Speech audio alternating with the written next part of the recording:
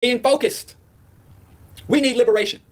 So everything we observe outside of our liberation struggle will only be measured and valued on how it relates to our liberation struggle, how it adds to or detracts from our liberation struggle. If it adds to our liberation struggle, we enhance it. If it detracts from our liberation struggle, we neutralize it. And then we stay on the path to liberation. That's what indifference looks like. Okay. Because they could take a great Chinese American and put him on the $20 bill, and the Chinese government will be like, whatevs. We know what we want. We want to reinstitute the Sinocentric global economic empire. We had this agenda. And we're moving forward, and you put money, and you can take us off. You can call your trade wars. China, Trump, every time he turns around, he's on the news. China trade war. They're taking our jobs. We're going to stop, blah, blah, blah. Bottom line is, China has not deviated from its path, and the United States can throw all the tantrums and talk all the BS they want. China only focuses on assets and threats, opportunities and losses. That's it. So that's why I say we should be indifferent to the damn Tubman 20. I am indifferent. I don't give a damn. If I went to the store today and somebody gave me one of those doctored up Tubman 20s, I wouldn't feel any more pride than if somebody gave me a Jackson 20. The Jackson 20 has no more value than the Tubman 20, and any intelligent black person, any stable, critically thinking black person would not fall for the okie doke. You gonna take a Tubman 20 to bail your child out of prison or out of jail, or you take a Jackson 20. A 20 is a 20. But unfortunately, most black people are not conscious. And then also, unfortunately, a lot of conscious black folks, including myself, are not as centered as we would like to be. So the highest response is indifferent. Response number 2, outrage. How dare you? How dare you put one of our great ancestors on your filthy blood money? So if you can't be indifferent, you should be outraged. The lowest, most ridiculous response is pride, enthusiasm, favor, and support.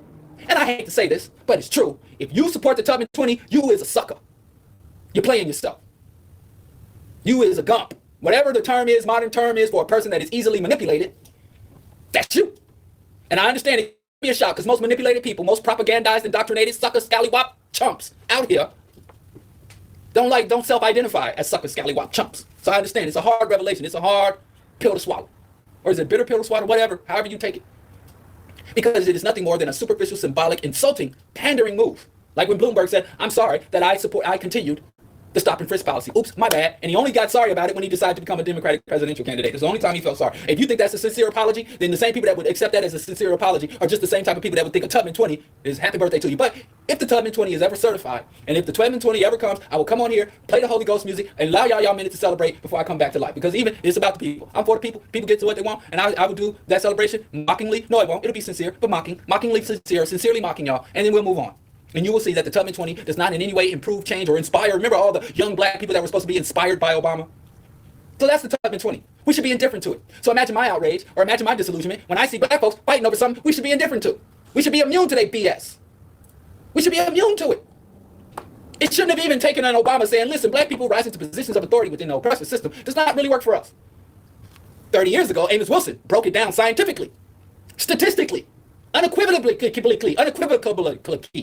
It was all, it's been, we should know. Black faces in high places and symbolic gestures from the system of oppression don't mean a thing. It ain't got that swing, but we still falling for the okie doke. And not only are we falling for that okie doke, this absurdist thing, now we're going to have an industrial gender war. Because now we literally have black people on the two sides of this argument of the Tubman 20 and whether the Tubman 20 is a disrespect or a disgrace to the black race because a black man, because Judge Joe Brown stated that the power and pride of a race is the man. During the conversation, the status of the ethnic group is determined by its man, not its women. That's what. Let me just say that. Judge Joe Brown said, the status of an ethnic group is determined by its men, not its women. Brown said during a conversation with Umar Johnson, and putting a black woman on there before a black man is insulting to the black race because you're saying that men ain't worth a damn if you put a woman up there first. And to his credit, Umar was like, say what now? Umar, sitting in a filthy, wherever his studio in his filthy shirt and filthy dashiki, actually disagreed. Now he's like, I know women are scandalous, I know women are treacherous, I know women are child supportiest, but Umar's defending the Tubman 20. And Umar is fighting and in total disagreement with Judge Brown. And so Umar is a hotep. And now, if you go to The Root or any of these black websites, they're saying Judge Brown is a hotep. And this is the absurdity of the very concept of hotep.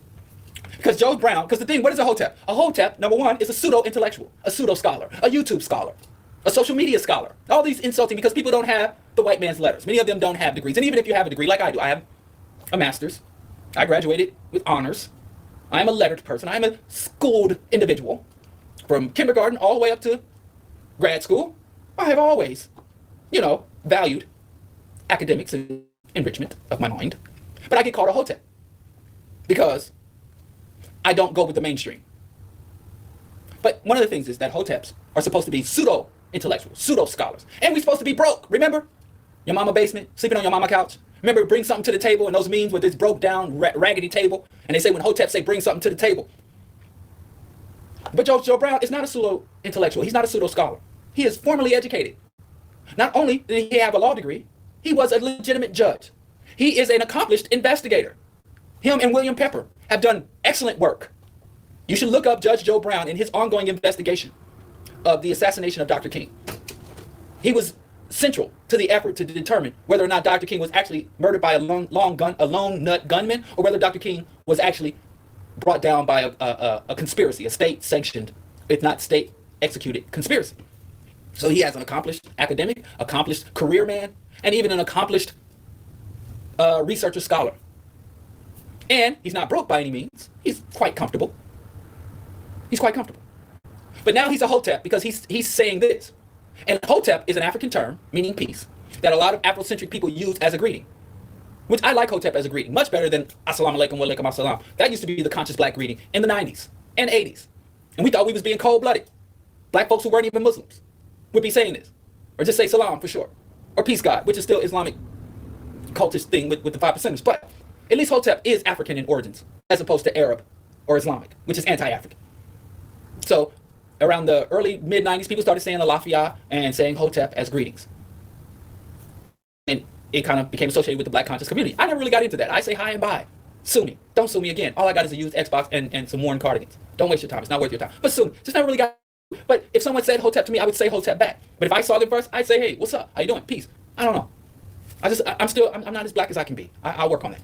But anyway, hotep was essentially rooted in the idea that black people who adopt Afrocentric or African aesthetics, African ideologies, black nationalism, ideology, black militancy. That's what hotep was. Black people who took this superficial, non-academic path. And then they attribute the misogyny, the pseudoscience, and other absurdities rooted in the black conscious community to their desire to be Afrocentric, which would also suggest that if you weren't Afrocentric, you wouldn't be as stupid as you are. That it is somehow the desire to be a black nationalist, black militant, anti-white black person is the root, is the product, is what produces the hotepery, the stupidity. So Dr. Umar's sexism, Dr. Umar's misogyny, Dr. Umar's irrationality, Dr. Umar's pseudoscientific ideas such as gay conversion are all rooted in his drive to be the Prince of Pan-Africanism, to be associated with everybody from Marcus Garvey to Frederick Douglass. So when you call it the hotep, you're essentially putting the problem, making the core problem of these individuals, because they are problems. Brother Polite, and then this pseudo-Afrocentric mysticism and prosperity consciousness that he sells. Dr. Umar Sonnetter with his Don King, turning black research into some type of public buffoonery, ongoing, soap opera conflicts. Should I keep naming names? Because I'm going to get close to some people y'all like, because I got some names on the tip of my tongue. But anyway, the hotep would suggest that if these people had not gone into pro-blackness, Afrocentricity, these individuals would not be so stupid. But you got Judge Joe Brown, who is a mainstream nigga. That's a round the way filet, pork eating, white woman chasing, black man that he ain't coming to Kwanzaa. He ain't eating no tofu. He ain't wearing no kufis. He ain't erecting no shrines. He ain't calling and pouring no libations to no ancestors. This is a mainstream suit and tie judge, black. He was a freaking judge. Law school, straight-laced Negro, all-American Yankee Doodle Pie. Yeah, Tariq. A lot of hustlers are Afrocentric hustlers. But Tariq's already been played himself. And some of them, these Afrocentric hustlers, y'all still like. A lot of them that y'all still roll with. But I ain't gonna say their names. I still ain't rested up from my trip to Kansas City. So I gotta need a few more days before I call them names. Y'all still, Tariq, Umar, that's low-hanging fruit. But anyway, so what is hotep? That proves to me that the African element is the element that they're mad about. Dr. Umar is not a hotep because he has a formal white education and a formal white PhD. He's not a hotep because he engages in pseudoscience. He's not a hotep because he's a sexist, misogynist. He's not a hotep because he's inconsistent and irrational. The only thing that can make you a hotep is being pro-black. Why do I say this? Because I said long ago when this hotep phenomenon went mainstream that everything that people call out in hotep are Western European concepts. The pseudoscience. Y'all don't know about phrenology or even race theory and supremacist eugenics? All that. Or male supremacy? That's straight out of Judeo-Christian Western culture. That's Plato. That's Platonic philosophy. Everything that y'all hate about the hoteps are behaviors and ideologies that came straight from European colonization and oppression of African people. All of it. There's not one element of that brings condemnation to the hotep. Not one element of that is native or inherent in black people. It has all been exposed from the outside. So it ain't hotep, it's howdy doody, partner. And I said, you instead of calling them hotep, which is a greeting, you should call them howdies.